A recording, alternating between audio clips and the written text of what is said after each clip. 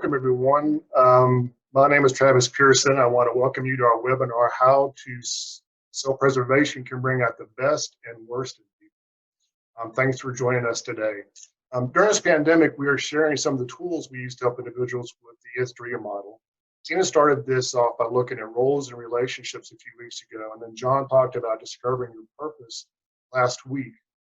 You know, times like these put a magnifying glass on your weak spots in our lives. It's hard to escape. They're blown up right in front of you. So you had a busy job, 50 hours a week, but now you're working at home with your spouse, and you begin to realize that maybe you weren't working so many hours for the money, but because you didn't like being at home.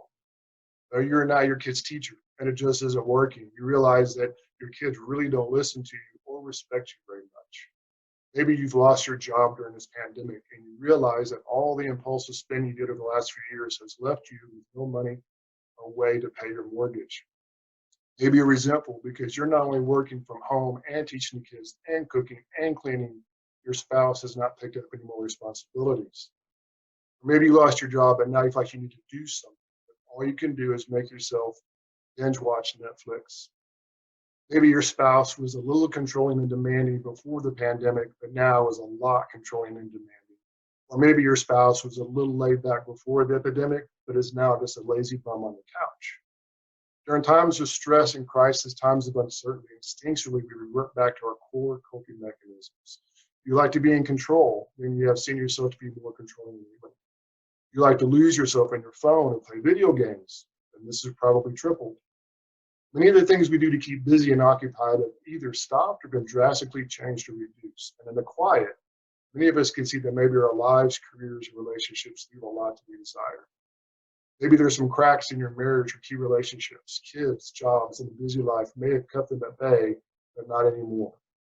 For many of us, this pandemic has made us more aware that there are real gaps in our lives, that maybe echoes in the quiet that are not saying nice things about you. I want to answer that question today. How do I end up better now that this pandemic has exposed things about me and others that I don't really like? So let's take a look at our model to see where we're at. Tina, can you put up the Istoria art, please?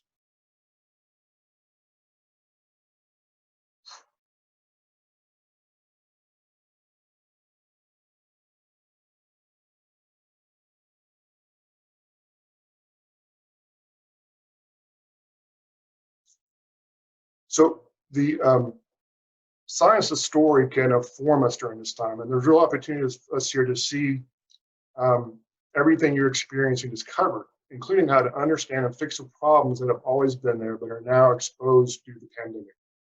Like I said in previous weeks, John and Tina talked about purpose and living as a hero in relationships. These are things that occur in the far right of this model, after the peak, after things have peaked at their worst. In order to understand why this pandemic may be bringing out the worst in you and others, we need to focus on the left side of the arc, in the stages of inciting incident and rising tension and conflict. All right, Tina, you can take that down. Go back to video. So to start, I need a quick refresher in human development. We are all born with universal emotional needs. This is true for everyone across every culture and across time. These can be summed up as we all need security and significance. At Istoria, we break this down into the following questions that we are looking to get answered from infancy to old age. Am I loved? Am I approved? And am I accepted? As adults, we change these questions to, am I lovable? Am I approvable? And am I acceptable? As soon as we are born, we begin developing behavior strategies, a style of relating to both answer these core questions, as well as minimize pain when they are not answered, we think they're in jeopardy.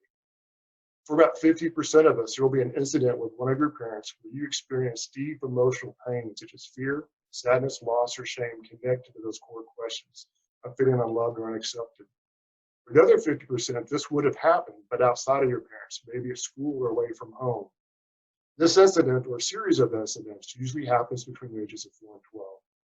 This event drastically changed the course of how you saw yourself. The emotional hurt was profound and the most painful and fearful thing you first remember experiencing growing up. It hurt to the extent that as a child, you gave serious effort to never, ever experience that type of pain or fear again. This is a traumatic event, and this is what we call the inciting incident of your story. Our topmost priority is to feel loved, safe, and accepted, and to never feel that pain again. And when we were a child, we developed traits and strategies to protect ourselves. So we all develop this style of relating to others in the world in order to minimize that pain. We call these worst ways, or the habits that become patterns in our lives. These strategies may work for a while and work in the short term, but they don't work in the long term because we are running from something. And as they fail, we escalate them, we try harder. This is that rising tension section on the story arc that happens right before the climax. And this is a big learning for this webinar today, that there's a direct connection between your inciting incident and those worst ways. And most of us are not aware of this. Not knowing about this direct connection is what gets us stuck and is the secret to coming out this quarantine a hero. So as I mentioned earlier, in the times of stress like coronavirus, we fall back to ways to try to control and minimize that stress, our own worst ways, and those of our spouses and friends get worse. They can magnify. These worst ways aren't good, and we know it, but we seem powerless to do much about them. The most common worst ways include performance, multiple relationships, and addictions. Performance makes us feel good about ourselves. There's nothing wrong with setting a goal and achieving it. But the problem with performance as a coping mechanism is that the feelings of accomplishment don't stay. The goal reached only keeps the emotions at bay for a little while. Then it's time to get back on the treadmill and perform again and again, and it is exhausting. We use relationships to try to find the love we didn't get when we were young. You never felt loved, wanted, or accepted in your past. You think this new person you're dating now or with now is going to be the one to help you get through life. You just know that this time it's going to work, and you start to realize after a while that it's not. We also use addictions to numb that pain. They help us forget about what it feels like to be unloved or unwanted. It helps escape those feelings. Most people never figure out that the connection between their inciting incident and their worst way behaviors has landed them where they are in life. It's why they're stuck. It's why their life can't work. The ability to see, understand, and articulate this connection makes it possible to get unstuck and move your life forward. Living inside our worst ways, we are focusing only on wants, running from the raw and deep emotional needs exposed by the inciting incident. We live in the same chapter over and over and over again, just switching out characters or a different setting, but the outcome is always the same. We fail and we're not sure why. We determine to try harder next time. So if you put up the second graphic, number WW1.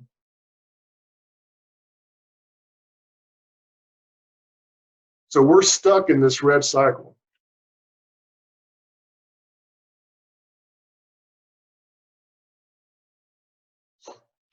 The story arc, because we keep doing the same thing over and over again. And the science of story of our model has names for those that are living this way and we're stuck this way. We call this a self-protection as living as either a victim or a villain. Your inciting incident caused significant emotional pain you need to ease and stop from happening again. So your priority is to escape that pain. You begin to live your life as a victim or villain. Most of us don't start off with a plan of becoming a victim. In fact, we start out being a victim. Inciting incident. You were victimized by another, either directly or indirectly, and didn't respond to your needs of significance and security. You had a traumatic experience or a series of ones that left you feeling unloved, not approved, or not accepted. You can take it down now, Tim. You took the path of being in control. You became a taker and prioritized what you want over everyone else, over your spouse, over your family. Villains take from others. Their priority is about what benefits them first, then maybe everyone else. They may act like they care, but deep down they care about themselves first, others are far away from second. Imagine being married to a villain. They're always right, always knowing best, and never really hear or prioritizes your needs. Villains are self-centered. It's me first. The only thing a villain is thinking about is how to alleviate their pain before anything and everyone else. The villain won't be happy until they get their way. It's how they protect themselves. The villain who goes unchecked for a long time secretly blames others for their ongoing misery, eventually living a life of resentment and bitterness. You may have never thought of yourself as a villain, but when your primary goal is to protect yourself, to prioritize yourself over others, dismiss others in favor of yourself, you become a villain. But living as a villain isn't the only way we protect ourselves from the pain of our inciting incident. It's also possible to live as a victim. Again, when you experience your inciting incident, someone else did that to you. At that moment, you were victimized. Victims also have not recovered from their inciting incident. It's dominated them for their life. As a result, victims just survive, but they never thrive. They tend to settle for whatever happens. Victims may have a dream of what their life could be, but they doubt they can achieve it. It's common for a victim to feel like they can't do anything, aren't worth much, are inferior to others, and don't have anything to offer. Victims let others determine how their lives will unfold. They don't speak up for themselves. They assume no one wants to hear their ideas. Victims allow others to abuse them, thinking they aren't worth much anyways. Victims allow others to take from them. The victim unchecked eventually blames themselves for the misery of their life. It's easier to tell themselves that they are a loser to blame than to really live life and risk the pain of the exciting incident. So victims attract villains and villains are attracted to victims. In fact, rarely will you find two victims married to each other because they bore each other to death, or two villains married to each other because they'll constantly be fighting for control. Those marriages tend to be over quickly. Most often you will see one partner as a villain and the other as a victim. Both can play their roles and continue to protect themselves. This next table we'll put up summarizes the most common worst ways.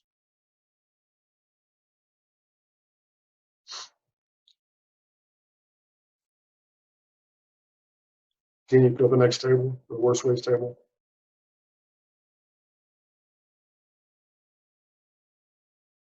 Yeah, thank you. So there's a lot to unpack in this table. And we're just going to touch on part of the things now, but this is one of the tools we use at the Istoria project to help us with folks who go through this. So we have our worst ways over here: performance and relationships and addictions. Those are three primary ways that we use to avoid the pain of our past. They look different if you're a victim or a villain. If you're a villain, your performance, you tend to be a high achiever, you're very competitive, also have this arrogance, but you probably disguise them as humbleness. Secretly, you're judging others, because high performers that are villains, they may not say it out loud, but they usually think that others just aren't doing or working as hard as they do. In terms of relationships, if you're a villain, you clearly use other people. You're very controlling, you're a taker in the relationship. Whereas a victim, you can also be a high performer, but your motive is different. Your motive is not to be in control. Your motive as a victim is to be a people pleaser. Just tell me everything I need to do so you'll stay around or keep me around, and you won't challenge me, and I'll do it. Also, you can be a victim in relationships. You can be in both relationships, but you always let other people take charge, be in control, and you let them take from you without ever asking anything in return, except to not leave you alone. The addictions can be anything that you use that are repetitive, impulsive behaviors. Addictions are designed to numb feelings, create temporary and artificial good feelings, and they include alcohol, food, drugs, a smartphone, sex, pornography, gambling, exercise, and shopping, or even highly driven activities. A villain has a real active, a positive stance, moving forwards, moving against others, where a victim has a more passive posture, calling out to others, asking to be rescued. If we go down at the bottom, scroll up a little bit, Tina. A hero is another role in the story. That's what we're going to. So a hero does is they give what's beneficial to others. They still may be a high performer. They still may be very giving to other folks, but their motive is different. They're giving what's beneficial to others. If it doesn't benefit you, then I won't give. That's an important distinguishing remark to make, because just because a hero doesn't mean you give everything you have to whoever asked for it. You give what people need from you, not necessarily what they ask or what they want. All right, we can take that down.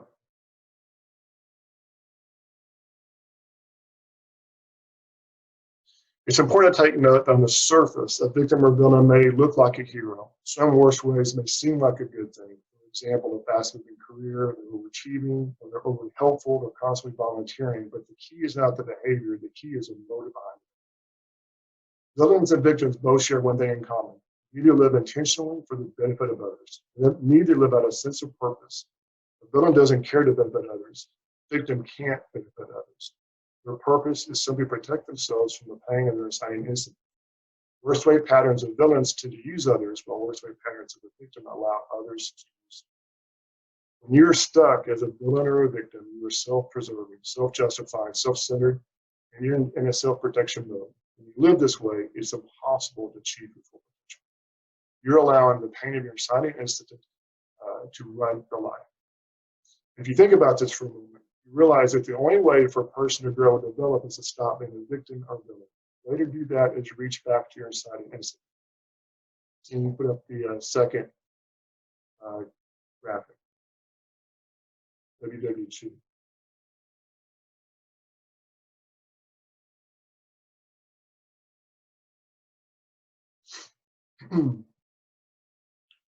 So here you can see that the way to break out of your worst ways is not to try to harden your worst ways. You're just going to do the same thing over and over again. The key is you got to go back to your inciting incident and work up from there.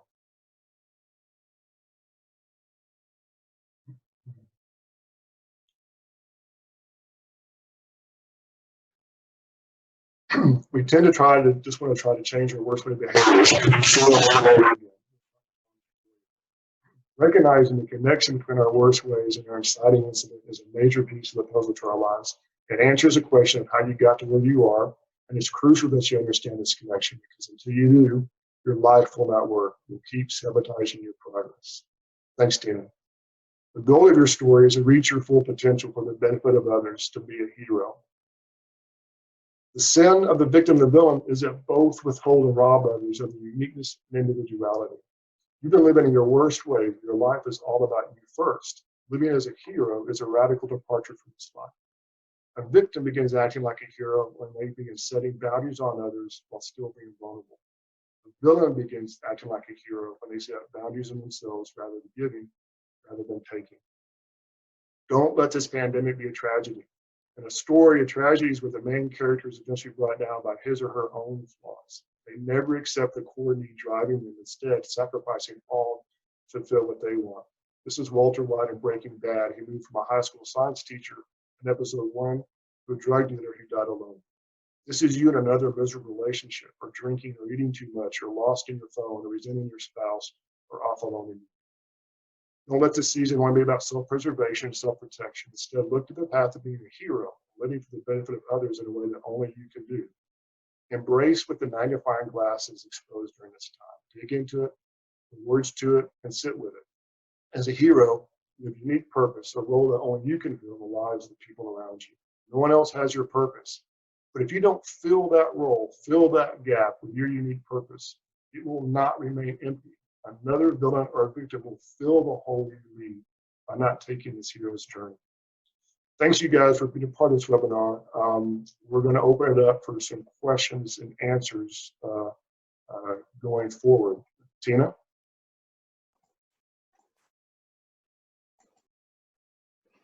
Thanks, Travis. Thank you for pointing out how our habits can become patterns that we use to self-protect. So at this time, I'd like to open it up for any comments or questions, or possibly any clarifications that may need to be made before we close out. And you can do that in the Q&A section or in the chat panel.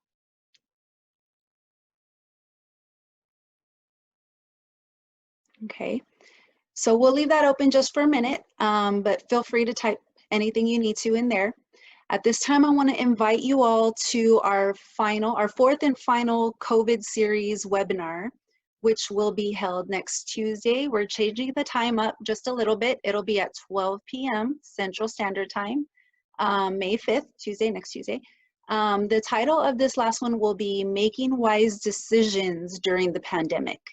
During this webinar, we will be presenting our final Istoria tool that we usually use to walk people through making heroic decisions. With this tool, you'll have a wider context for making decisions using the information that Travis presented today on our worst ways and how they affect the decisions that we are making.